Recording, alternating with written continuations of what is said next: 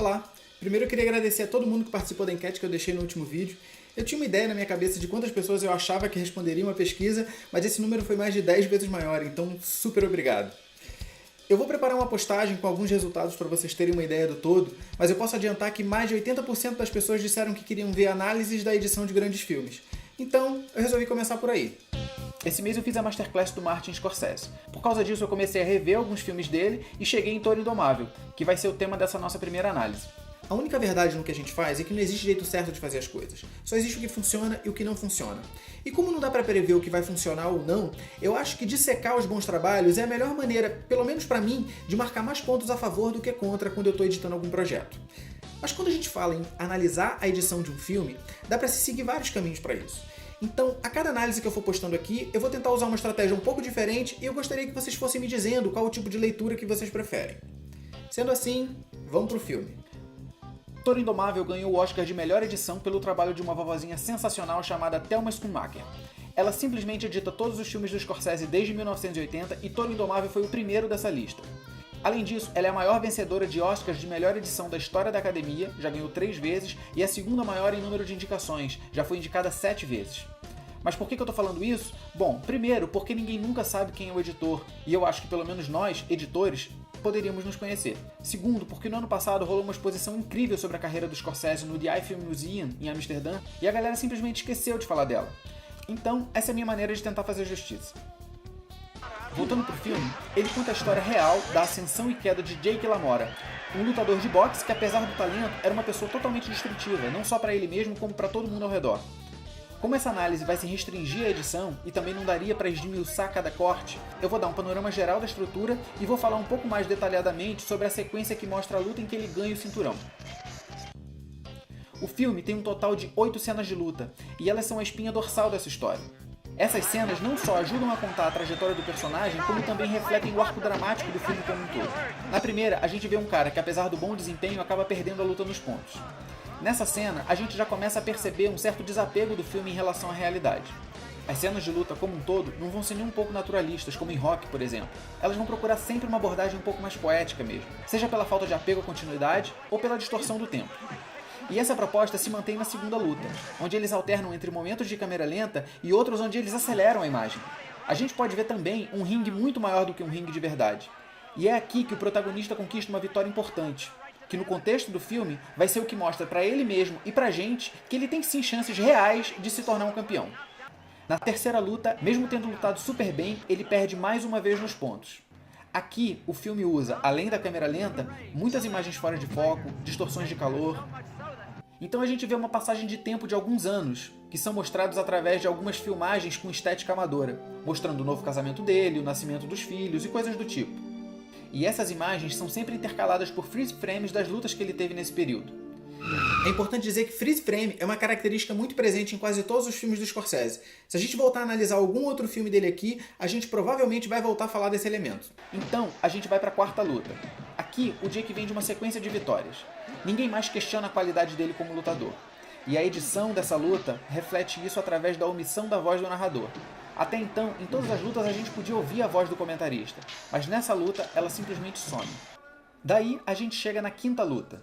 A gente achava que agora seria a hora dele disputar o cinturão, mas isso não acontece. E a instabilidade emocional dele, que já era mostrada de várias outras formas durante o filme, aqui ela se reflete também na luta com ele abandonando a disputa. Na sexta luta, ele finalmente vai disputar o cinturão. Vamos prestar um pouco mais de atenção nessa aqui. Ela começa com ele ainda se aquecendo, a gente só ouve a música e os ruídos dos socos. E vai evoluindo num plano sequência que cresce no trabalho de som.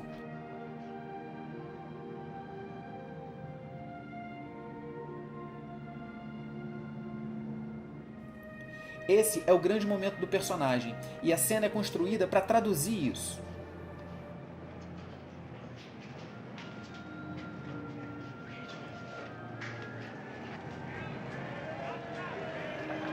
Então a gente começa a ouvir um vozerio na ambiência.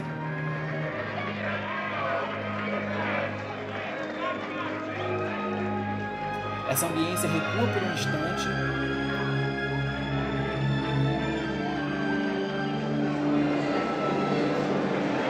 De repente, bum! Explode com a entrada dele na arena. Então a música assume mais uma vez.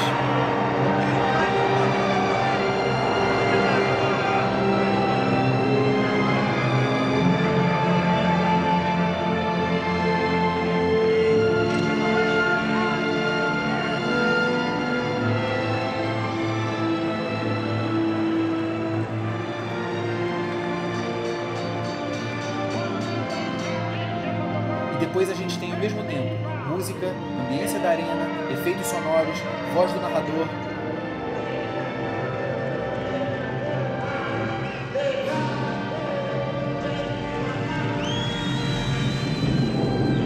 Ao contrário das outras lutas, onde a cartela com os nomes dos oponentes aparecem desde o começo, aqui ela só aparece na metade da cena quando eles encostam as luas.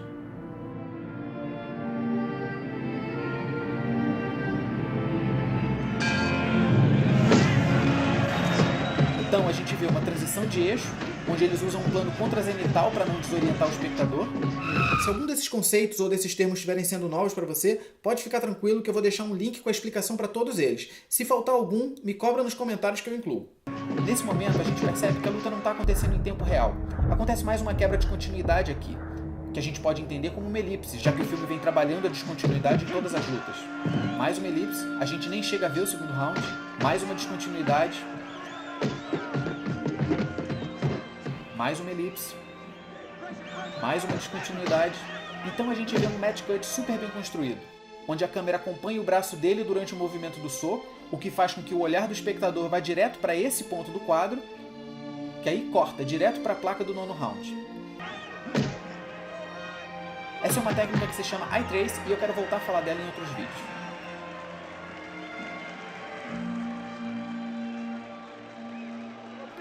Daí a gente tem distorção temporal, ou câmera lenta, elipse, câmera lenta, até que o oponente desiste.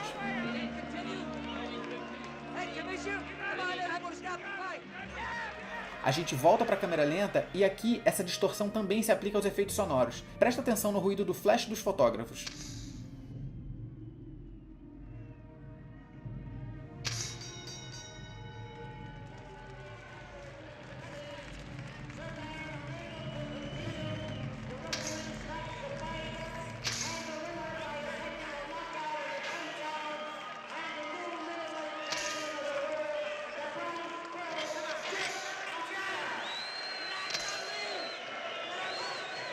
A gente tem uma aceleração breve na imagem. E fim. Agora ele é o campeão.